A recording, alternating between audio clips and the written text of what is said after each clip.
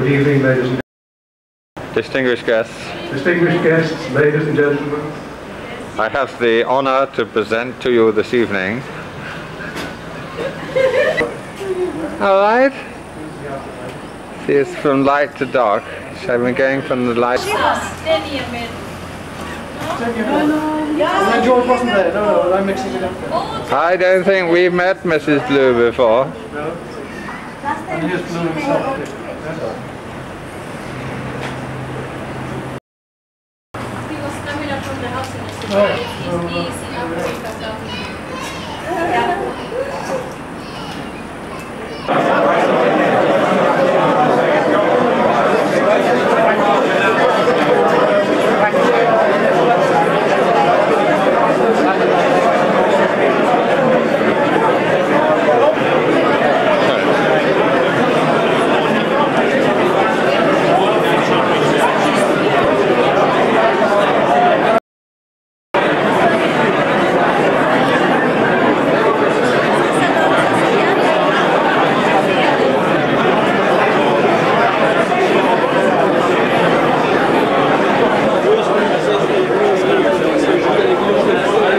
Lovely.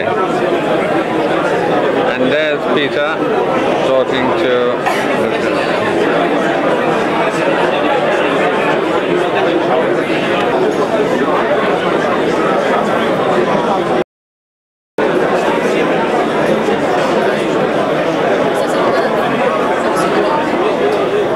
Betty.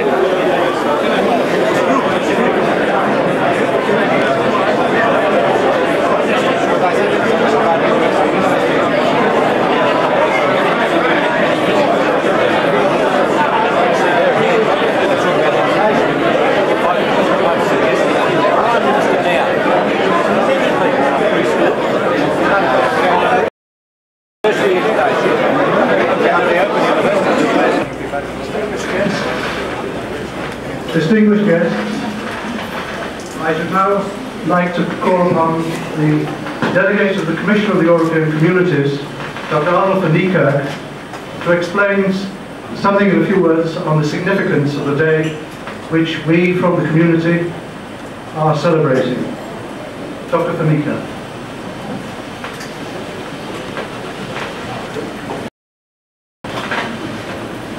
Excellencies, distinguished guests, ladies and gentlemen, friends,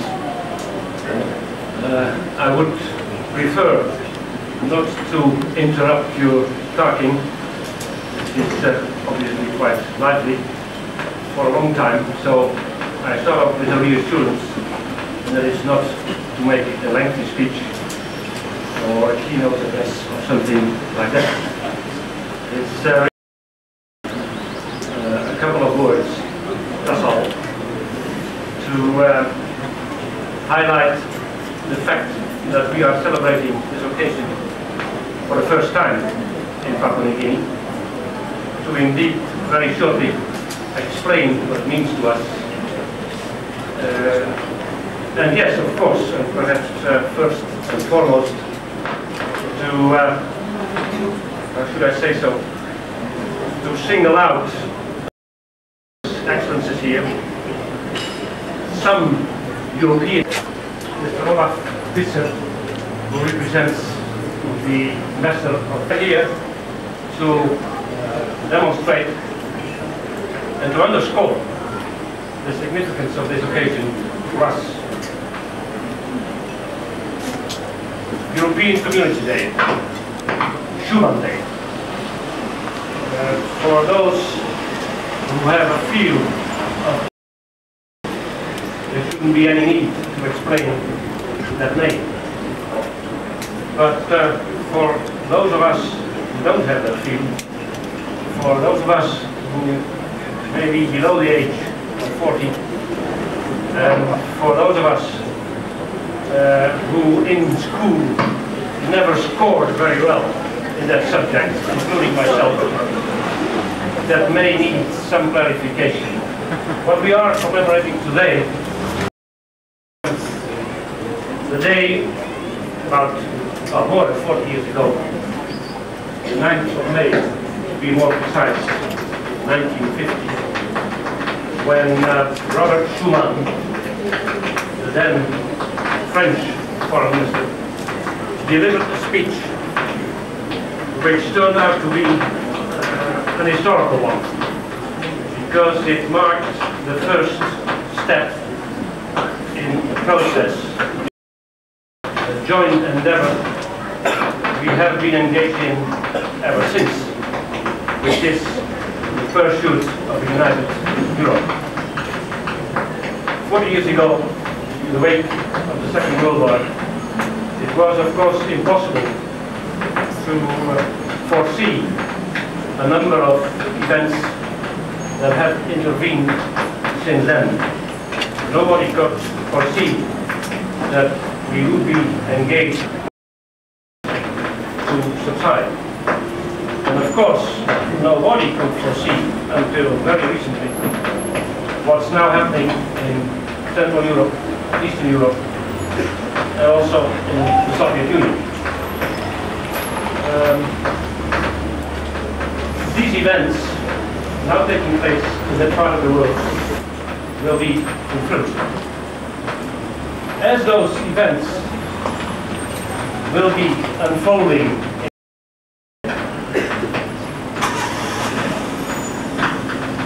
it might well be that the EEC might end up one day with more on our blue flag over there, European flag, 12 stars altogether.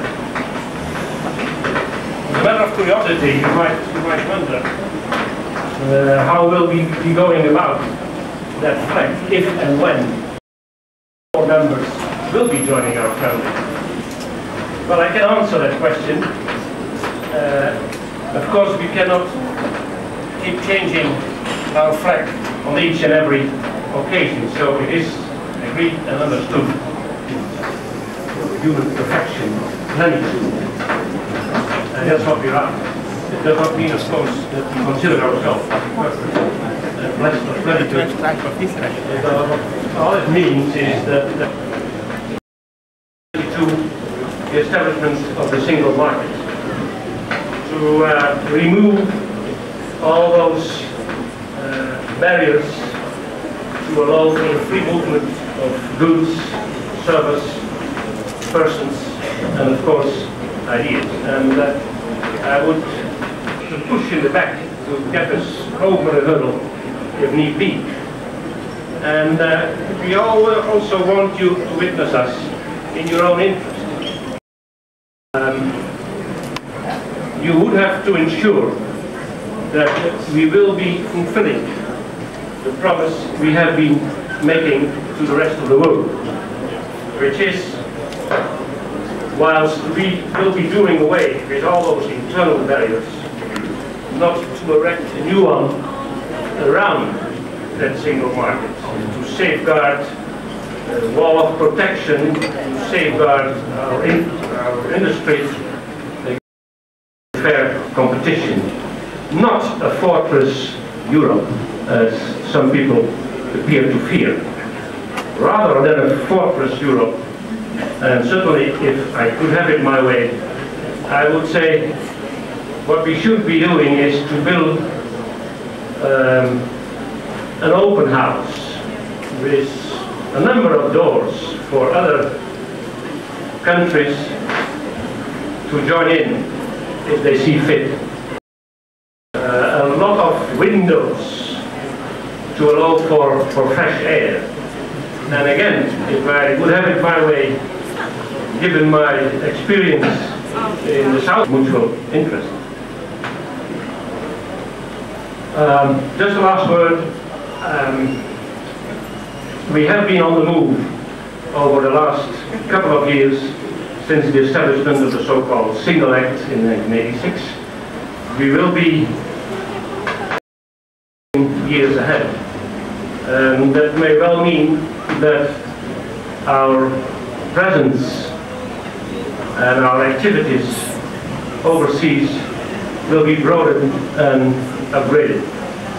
And as far as PNG is concerned, I'm of course very pleased to inform you and to confirm for those who knew that between the EEC, the European Commission, and the government, it has been decided that means that we will be stopped working. I mean, it still is a working office. Because diplomats are hard workers, I can tell you. It just comes on top of what you were already doing. So, that's all I wanted to say. Thank you very much for being with us today. Thank you. Papua New Guinea.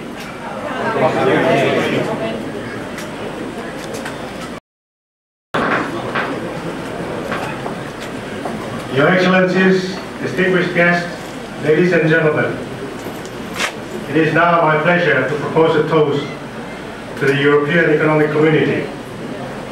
The European Economic Community.